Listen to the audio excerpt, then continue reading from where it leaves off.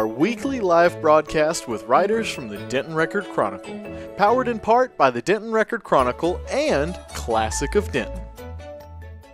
Well, hey, everybody. Thank you very much for tuning in with us here at DentonRadio.com. We always appreciate you guys being here with us. We sit down every Monday at 2 with writers from the Denton Record-Chronicle and talk about all things Denton information, such as Denton sports or Denton business or Denton activities and all sorts of good stuff.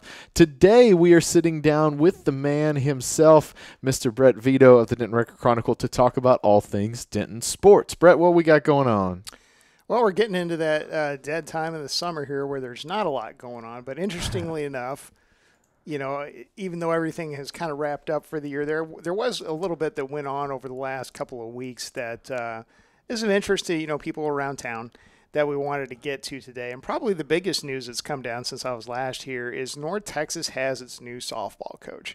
As we mentioned before in the paper, North Texas parted ways with its former softball coach, Tracy Key, who had a good first year at North Texas, but then, had 4 straight losing seasons. She resigned. They decided to go in a different direction, and they have announced their new head coach. It's a gentleman by the name of Rodney DeLong. He was the head coach at Austin Peay last season, and he's, a younger guy. He's fairly early in his career, and he's had more of an interesting path because he much like North Texas' old coach, T.J. Hubbard, from a few years ago, he was a baseball guy in Oklahoma. He played for a couple of colleges up in Oklahoma. He played junior college ball up there, and then he played for Cameron, where he ended up graduating. After he got done with his college baseball career, he went into coaching softball, which, occasionally you see that with coaches with people that played baseball, instead of going into coaching baseball for whatever reason, they get into coaching softball. He had a great deal of success on the high school ranks up there, won a state championship, and then eventually went into coaching softball at his alma mater, and then went on to be a hitting coach at a major conference school. He went on and became the head coach at Austin Peay, which was traditionally a program that had struggled mightily. They had gone through 24 consecutive losing seasons. He shows up there, spends 1 year there. They go 39-13, and they make it to the what amounts to the NIT in softball, not the main NCAA tournament, but there's a secondary tournament, kind of like, the NCAA men's basketball tournament. Teams that don't make it go to the NIT. Well, they made it to the NIT in softball there in his one season, and North Texas was able to come in and hire him to come and take over their program, which is a little bit closer to home for him. I haven't had a chance to talk with him yet. I'm supposed to hear in the next few days, but that's the new direction that the North Texas program is going in. It was kind of interesting. I ran into a girl that played for Sanger, which is a pretty good power in the area, and she played for him at Austin Peay. Ran into her at the gym. Cool. She had a lot of good things to say about him. So they're excited about him, and they're hoping that he can turn their program around that has traditionally kind of floundered a little bit over the years. So that was the big news overall in the college ranks. One other thing I wanted to get to today is North Texas in football recruiting has made a little bit of headway here over the last couple of weeks. You may have read about it. I've written about it online. We're going to write about it in the paper tomorrow. But North Texas ends up getting commitments from a pair of wide receivers from Beaumont Westbrook, a pair of kids that are rated as 3-star players, Deontay Simpson and Damon Ward. Simpson was the latest to commit. He committed it on Sunday, so that gives North Texas 2 pretty good prospects. Both of these guys were offered by several other mid-major type programs, Tulsa, Southern Miss, Air Force. Schools like that had offered one or the other, but they're coming to North Texas together. They've known each other since middle school. Both of them are pretty good players, all district type players. Simpson was on the Beaumont Enterprises list of the top 40 college prospects in the South Texas region there. So that was a pretty good get for North Texas. They're pretty excited about that.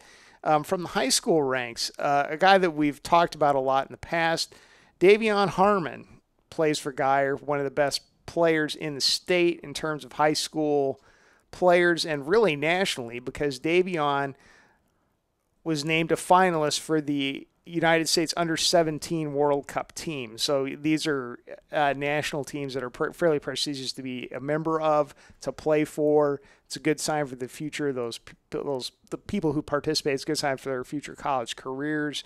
These are the top players in the country. Tony Mitchell played for a couple of those teams when he was coming up before he went on to North Texas and then to the NBA briefly, and now he's playing professionally overseas. But Davion, he's committed to Oklahoma.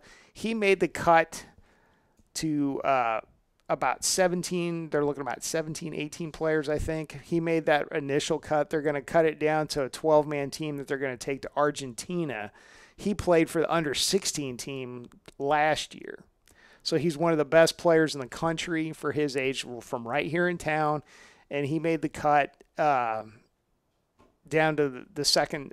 He made the second cut. Now, if he just survives this last one, where they're going to part ways with about another 5 players, and he'll get to go back to Argentina and play internationally again this summer. So we'll be on the lookout to see if he can make that last cut and make his second national team and go play internationally. Cool. Before he heads off to Oklahoma. So he was part of that Geyer team that was ranked number 1 in the state for quite a while. That team was loaded. It had a player that's going on to Georgetown, had Davion, it had another player that's going to Michigan.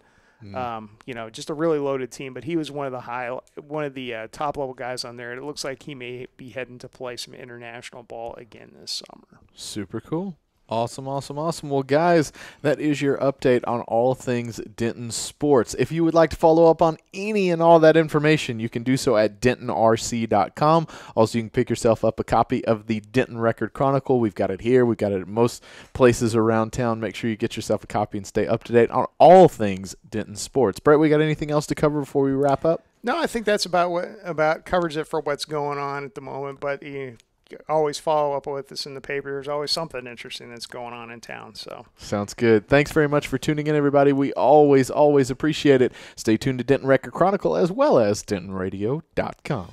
Well, thank you for tuning in. We hope you enjoyed the show. Be sure to check out DentonRadio.com for new Denton artists and where they're playing next. While you're surfing the internet, make sure you check out our friends Classic of Denton at ClassicofDenton.com.